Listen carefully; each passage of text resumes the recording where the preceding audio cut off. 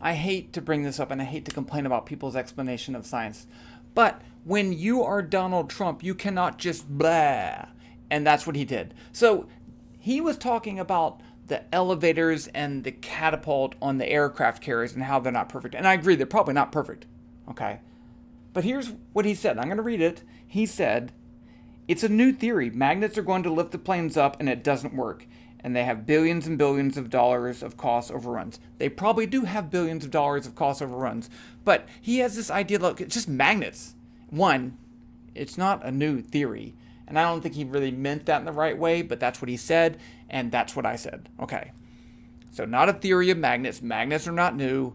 Electromagnetic motion is not new. So let's just talk really quickly about hydraulics versus a linear motor, because I don't really understand linear motors all the way. But here is my hydraulic system. So you have here a tube with water in it and another tube. And this is not the way those pumps work. But if I push water through there, it's going to push that piston up, and then I can use that to lift stuff. And so watch this. It's going to lift.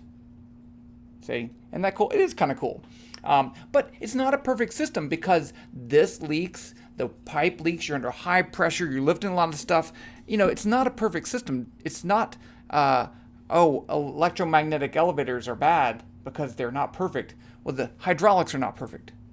Now, what about a linear motor elevator? I have here a motor. Look at that. This is just a normal DC motor. Can you see that? And if I spin the shaft, you can see these coils of wire, and on the outside have magnets. And so you run current through the coil of wire, and it interacts with those magnets and it causes it to turn.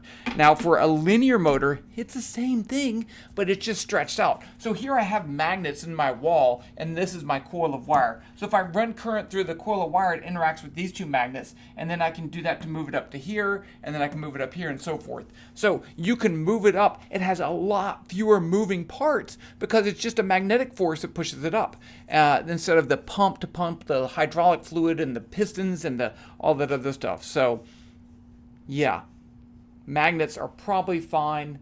Not a new theory. That's the end. And I'm probably just ranting because I'm a little just angry. That's all. And I apologize for that, but the end.